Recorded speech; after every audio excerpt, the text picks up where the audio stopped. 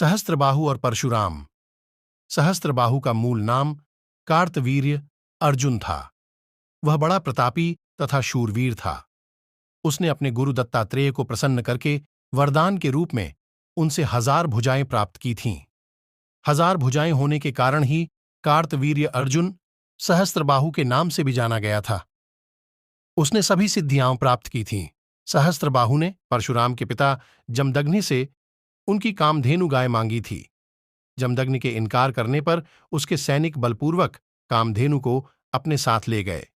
बाद में परशुराम को सारी घटना विदित हुई तो उन्होंने अकेले ही सहस्त्रबाहु की समस्त सेना का नाश कर दिया और साथ ही सहस्त्रबाहु का भी वध कर दिया। रावण से सामना सहस्त्रबाहु को अपने बल और वैभव का बड़ा गर्व था। एक बार वह गले में वैजयंतीमाला पहने हुए नर्मदा नदी में स्नान कर रहा था। उसने कौतुक ही कौतुक में अपनी भुजाओं में फैलाकर नदी के प्रवाह को रोक लिया। लंकाधिपति रावण को, जो उसी समय नर्मदा में स्नान कर रहा था, सहस्त्रबाहु का यह कार्य बड़ा ही अनुचित और अन्यायपूर्ण लगा। उसे भी अपने बल का बड़ा गर्व था। वह सहस्त्रबाहु के पास जाकर उसे खरी खोटी सुनकर क्रुद्ध हो उठा। उसने उसे देखते ही देखते बंदी बना लिया। सहस्त्रबाहु ने बंदी रावण को अपने कारागार में बंद कर दिया, किंतु पुलस्त्य आरार्षि ने दयालु होकर उसे मुक्त करा दिया। फिर भी रावण के मन का अभिमान दूर नहीं हुआ। वह अभिमान के मद में चूर होकर ही आर्षियों और मुनियों पर अत्याचार किया करता था। कामधेनु का हरण सहस्त्रबाहु के अभिमान का तो कहना ही क्या था। वह तो सदा अभिमान के यान पर बैठकर गगन में उड़ा करता था। एक बार सहस्त्रबाहु उस वन में आखेट के लिए गया जिस वन में परशुराम के पिता जमदग्नि का आश्रम था। सहस्त्रबाहु अपने सैनिकों के साथ उनके आश्रम में उपस्थित हुआ। जमदग्नि ने अपनी गाय कामधेनु की सहायता से सहस्त्रबाहु और उसके सैनिकों का राजसी स्वागत किया और उनके खान पान का प्रबंध किया। कामधेनु का चमत्कार देखकर सहस्त्रबाहु उस पर मुग्ध हो गया।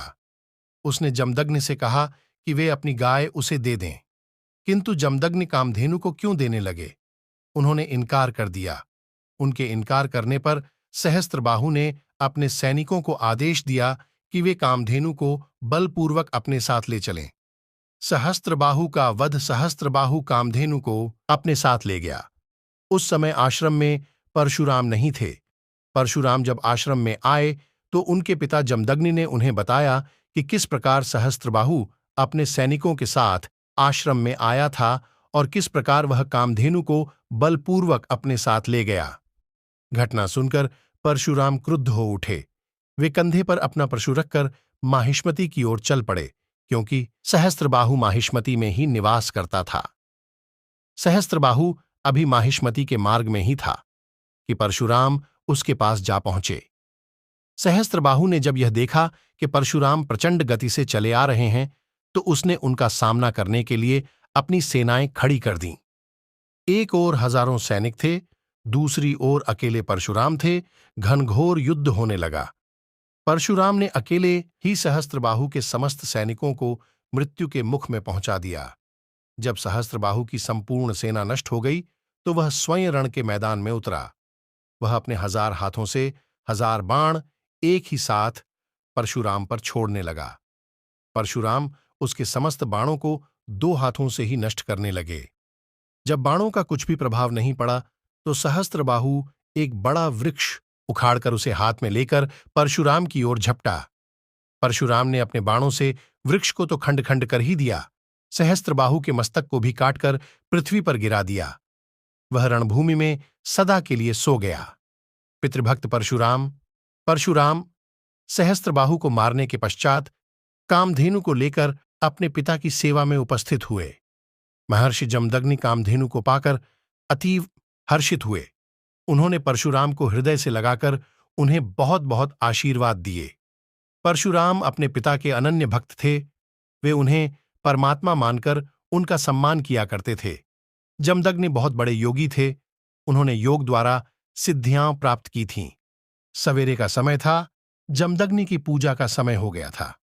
परशुराम की मां रेणुका जमदग्नि के स्नान के लिए जल लाने के लिए सरोवर पर गईं। संयोग की बात, उस समय एक यक्ष सरोवर में कुछ यक्षिणियों के साथ जल विहार कर रहा था। रेणुका सरोवर के तट पर खड़ी होकर यक्ष के जल विहार को देखने लगीं। वे उसके जल विहार को देखने में इस प्रकार तन्मय हो गईं कि यह बात भूल सी गईं कि उसके पति के नहाने का समय हो गया है और उन्हें शीघ्र जल लेकर जाना चाहिए। कुछ देर के पश्चात रेणुका को अपने कर्तव्य का बोध हुआ। वे घड़े में जल लेकर आश्रम में गईं। घड़े को रखकर जमदग्नि से क्षमा मांगने लगीं। जमदग्नि ने अपनी योग्य दृष्टि से यह बात जान ली कि रेणुका को जल लेकर आने में देर क्यों हुई। जमदग्नि क्रुद्ध हो उठे। उन्होंने अपने पुत्रों को आज्ञा दी कि रेणुका का सिर काटकर धरती पर फेंक दें, किंतु परशुराम को छोड़कर किसी ने भी उनकी आज्ञा का पालन नहीं किया। परशुराम ने पिता की आज्ञानुसार अपनी मां का मस्तक तो काट ही दिया, अपने भाइयों का भी मस्तक काट दिया। जमदग्नि परशुराम के आज्ञा पालन से उन पर बहुत प्रसन्न हुए। उन्होंने उनसे वर मांगने को कहा। परशुराम ने निवेदन किया, पितृश्रेष्ठ, यदि आप मुझ पर प्रसन्न हैं तो मेरी मां और मेरे भाइयों को जीवित कर दें। परशुराम की मां और उनके भाई पुनः जीवित हो उठे। तीर्थ भ्रमण कामधेनु को पाने पर जमदग्नि को अतीव प्रसन्नता तो हुई थी, किंतु उन्हें यह जानकर बड़ा दुख भी हुआ कि परशुराम ने सहस्त्रबाहु का वध कर दिया है। उन्होंने परशुराम की ओर देखते हुए कहा, बेटा, तुमने सहस्त्रबाहु का वध करके अच्छा नहीं किया। हम ब्राह्मणों की शोभा क्रोध से नहीं, क्षमा से बढ़ती है। क्षमा से ही ब्रह्मा ब्रह्म पद को प्राप्त हुए हैं। राजा ब्राह्मण के सदृश होता है। तुमने सहस्त्रबाहु का वध करके ब्राह्मण की हत्या की है। तुम्हें हत्या के पाप से मुक्ति पाने के लिए 1 वर्ष तक तीर्थों में भ्रमण करना चाहिए। पिता की आज्ञा मानकर परशुराम तीर्थों की यात्रा पर चले गए। वे पूरे वर्ष भर तीर्थों में ही भ्रमण करते रहे।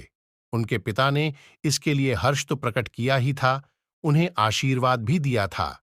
सहस्त्रबाहु के पुत्रों का वध उधर सहस्त्रबाहु के पुत्र अपने पिता का बदला लेने के लिए अवसर ढूंढ रहे थे।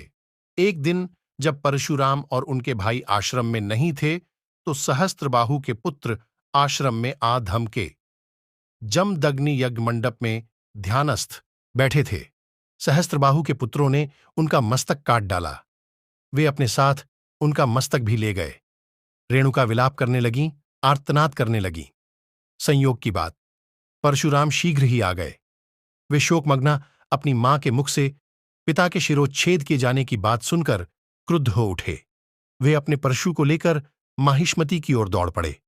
उन्होंने माहिष्मति को तो उजाड़ ही दिया, सहस्त्रबाहु के पुत्रों को भी मार डाला। उन्होंने अपने पिता का मस्तक लाकर अपनी मां को दिया। रेणुका अपने पति के साथ सती हो गईं। इस घटना के पश्चात परशुराम ने 21 बार पृथ्वी को क्षत्रियों से विहीन कर दिया था। श्री राम ने जब उनके क्रोध को शांत किया तब वे पर्वत पर जाकर तप करने लगे। उनकी शूरता और वीरता ने उन्हें अमर बना दिया। वीडियो अच्छा लगा हो तो सब्सक्राइब करें।